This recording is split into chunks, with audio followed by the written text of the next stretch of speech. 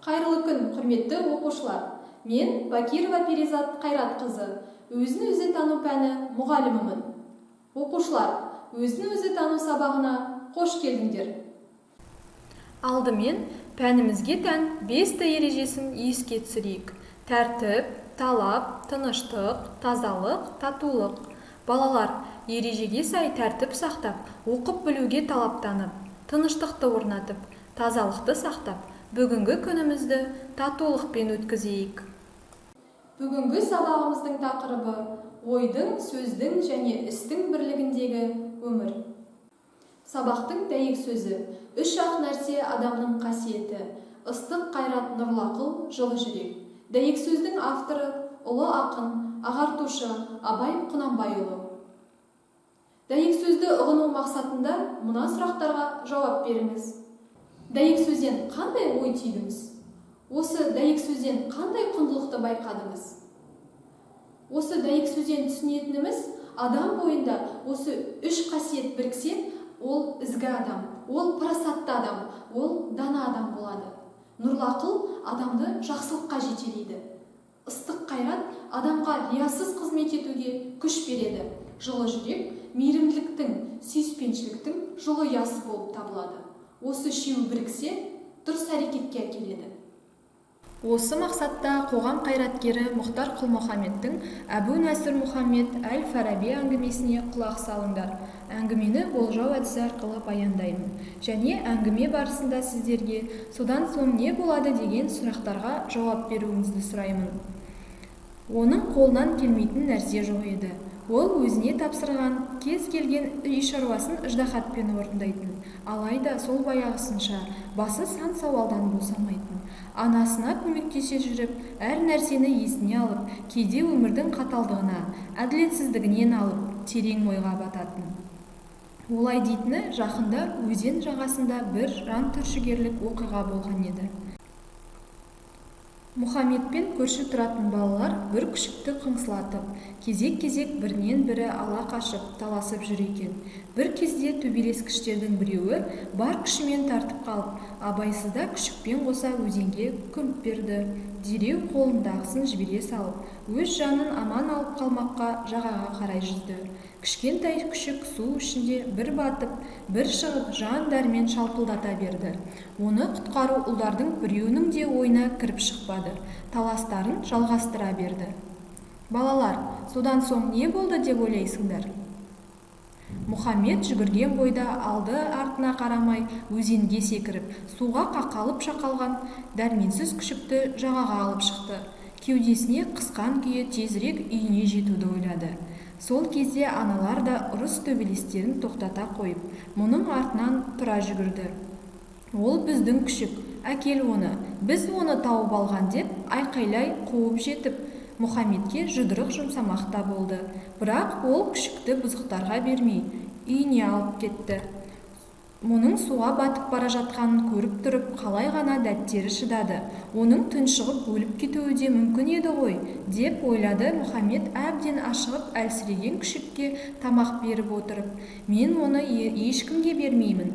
Сол күні кеш батқанша Мұхаммед жаңа досының әуресімен болды. Құмарынан шыққанша ойнап, сілесі қатқан Мұхаммед басы жастыққа тиісімен қалың ұйқыға кетті. Таңертең көзін аша сала, Мұхаммед енді өзіне күшік бары есіне түсіп, бойын қуаныш сезімі биледі. Содан соң оның ертеңгі күні үлкен арлан ит, азулы төбет болатынын ойлап, затына сай ат қою қажет деп тапты. Айтқанын тыңдап, бұлжытпай орындап, соңынан қалмай еркелеп, еріп жүретінін елестетті. Сондай тәтті қиялдармен керіле орнынан тұрып, күшігін көруге асықты. Есік алдынан шығып, жан-жағына қарап еді, ол көзіне түсе қоймады. Балалар, содан соң не болды деп ойлайсыңдар? Содан соң жүгіріп, ауланың бұрыш-бұрышынан түгел тексеріп шықты. Күшік табылмады. Мұхаммед енді сыртқа шығып, кеңірекке көз жүгіртті.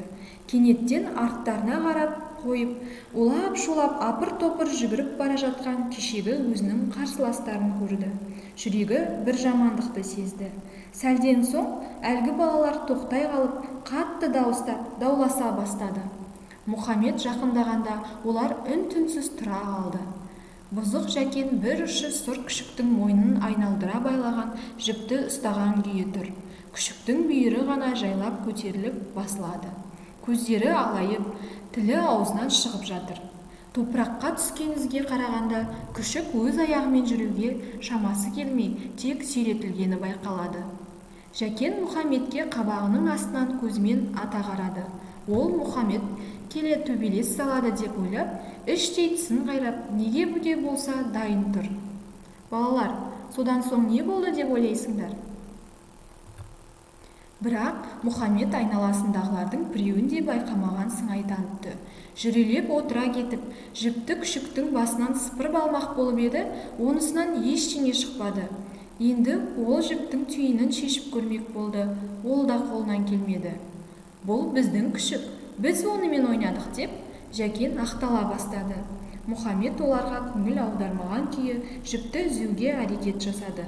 Сонда балалардың бірі ұшы үшкірленген, өздері сайысып ойнайтын ағаш бұтағын ұсына берді. Ақыры түйін шешілді.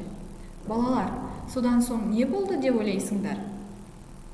Мойнына түскен тұсақтан босатылса да, күшік тырп етпеді. Сонда Мұхаммед еппен жерден көтеріп алып, кеудесіне қыса өзенге қарай жүрді. Жәкен бастаған топ бала оның соңынан ерді.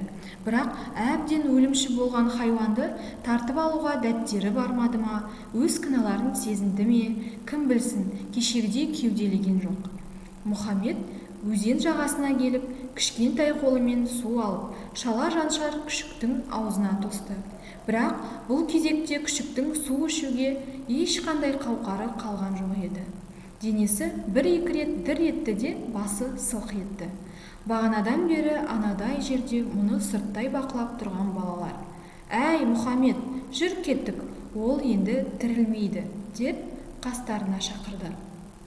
Жәкен Мұхаммед ашуымен өзін бас салама деп, әлі де жұдырығын түйіп шабуылға әзір тұр. Алайда Мұхаммед оны тіпті ұмытып та кеткен сияқты. Толқын шайған дымқыл құмның үстінде жанарын белгісіз нүктеге қадаған қалпы ойланып отырып қалыпты. Қасында күшік қимылсыз жатыр.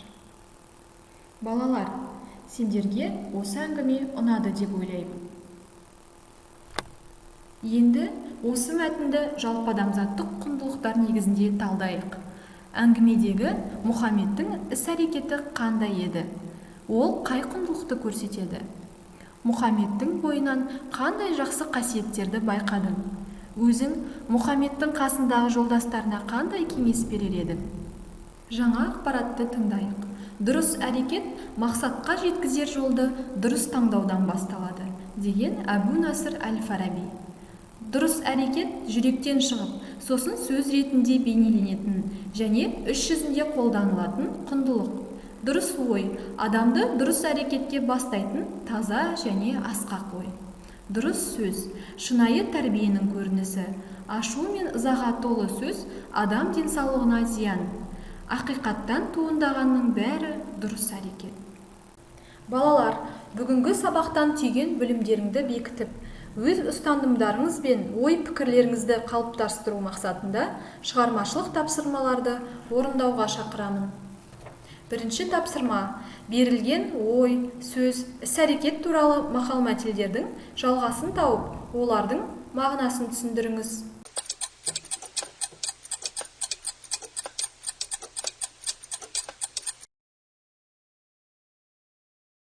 Екінші тапсырма: аяқталмаған сөйлемдерді сәйкестендіріңіз.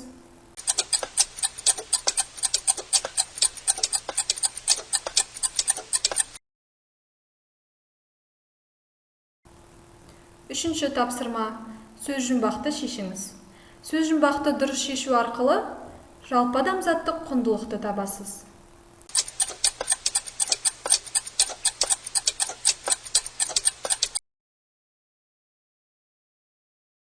Сабақты қорытындылай келе, ой, сөз, іс-әрекеттің бірлігінде өмір сүру үшін ой ниетіңді қадағала, тек жақсы ойла, ниеттес бол, тілекші бол, кеңпейіл бол, өкпелей берме, ренжіме, қызғанба, сонда ішкі тыныштықта боласың.